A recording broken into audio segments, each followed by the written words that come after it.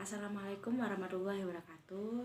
Di sini saya akan menyampaikan materi UAS yang sudah saya kerjakan. Nama saya Irma Safitri dengan NIM 044. Jadi yang pertama, ada sistem pembelajaran di Indonesia sudah mengalami beberapa kali perubahan, pembaruan, dan peningkatan kualitas. Hal tersebut sesuai dengan tujuan inovasi pendidikan yang sangat mempengaruhi modernisasi dan perubahan sosial dan masyarakat. Berikut tanggapan Anda tentang yang pertama, hubungan inovasi dengan invensi, discovery, dan inovasi. Hubungannya yaitu antara invensi, inovasi dengan discovery. Hubungan inovasi itu yaitu proses menjadi lebih baru, dan kebaharuan merupakan hasil proses dari pembaruan.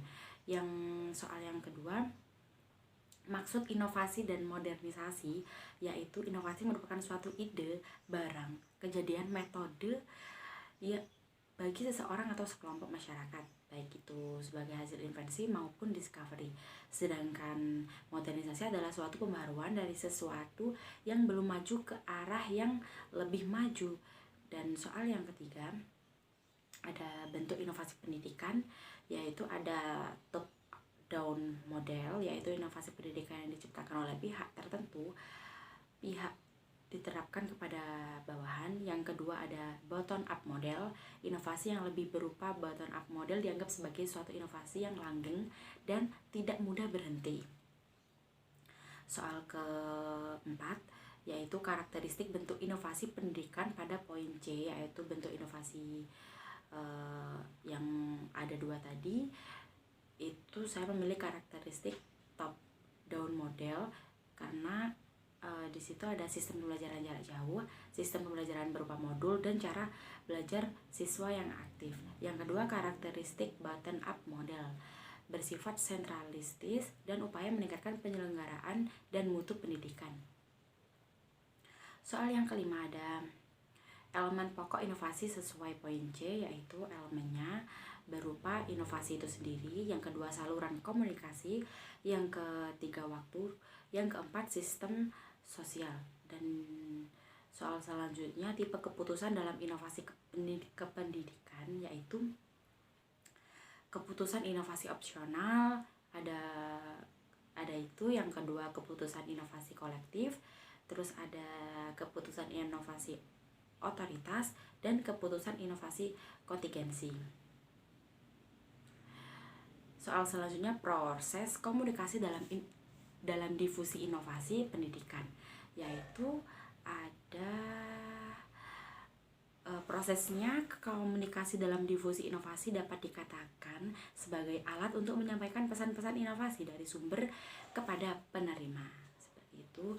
Dan soal selanjutnya ada kesimpulan penerapan inovasi pendidikan yang sesuai dengan kebutuhan generasi Z, yaitu ada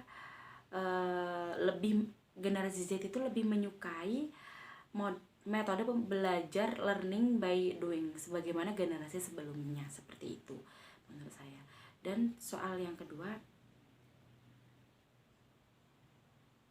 ada sesuai perkembangan zaman dan teknologi, tujuan inovasi dalam pendidikan sangat mempengaruhi modernisasi dalam masyarakat. Berikan tanggapan saya tentang ciri-ciri modernisasi, yaitu ada masyarakat dapat bersikap secara heterogen, mobilitas dalam masyarakat cukup tinggi, masyarakat tidak memiliki ikatan terhadap adat, tindakan masyarakat dalam lingkungan terjadinya modernisasi bersifat rasional, dan lain sebagainya.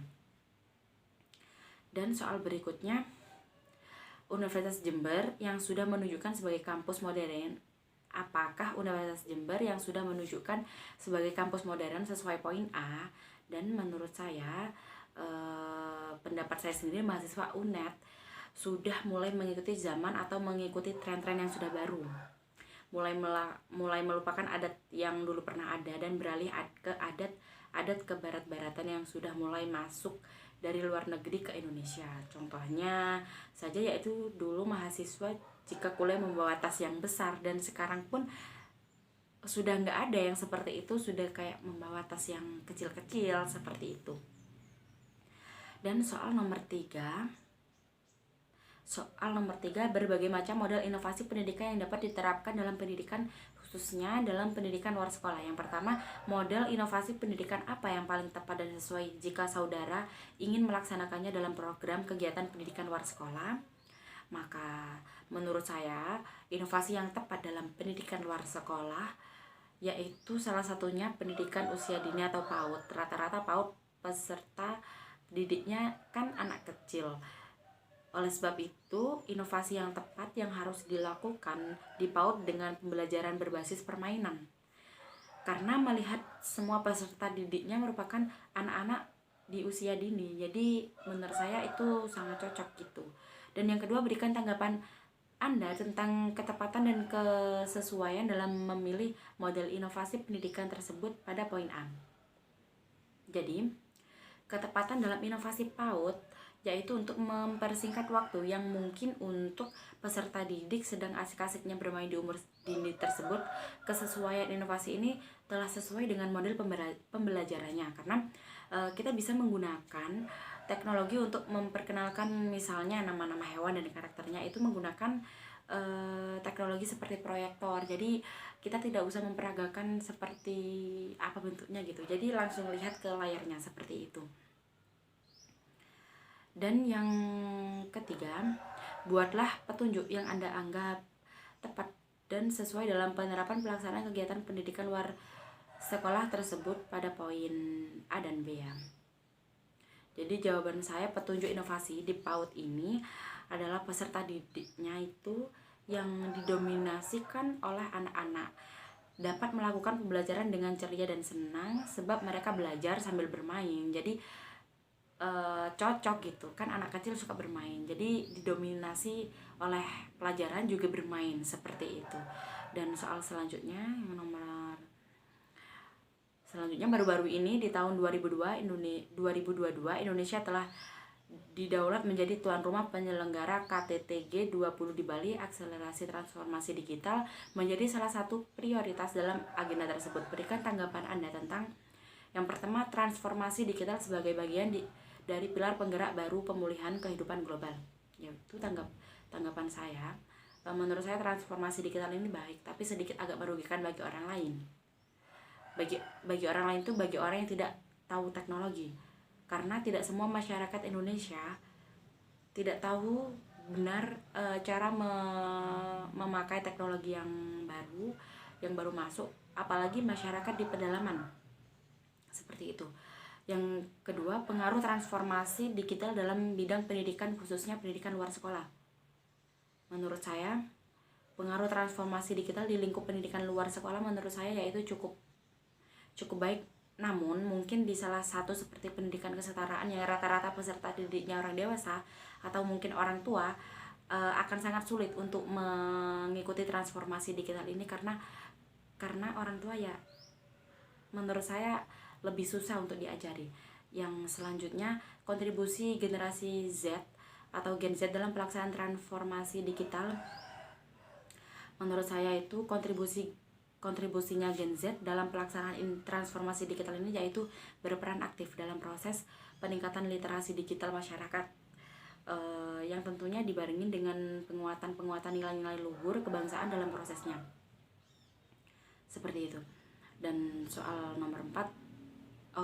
nomor selanjutnya, faktor pendukung dan penghambat dalam 4 pilar penggerak transformasi digital ini ada. Faktor pendukungnya ada 4 pilar transformasi digital skill, yaitu digital skill, digital kultur, digital etis, dan digital safety. Dan faktor pendukung 4 pilar ini yaitu pergeseran atau perubahan ke bentuk digital dari industri dan perubahan perilaku dan harapan konsumen, kemampuan digital dan teknologi digital. Dan faktor penghambat 4 pilar ini ada cybercrime, kurangnya tenaga kerja yang dimiliki, terus tidak adanya mitra teknologi dan lingkungan ekonomi yang sulit. Sekian dari presentasi UAS difusi inovasi yang saya sampaikan, kurang lebihnya mohon maaf. Wassalamualaikum warahmatullahi wabarakatuh.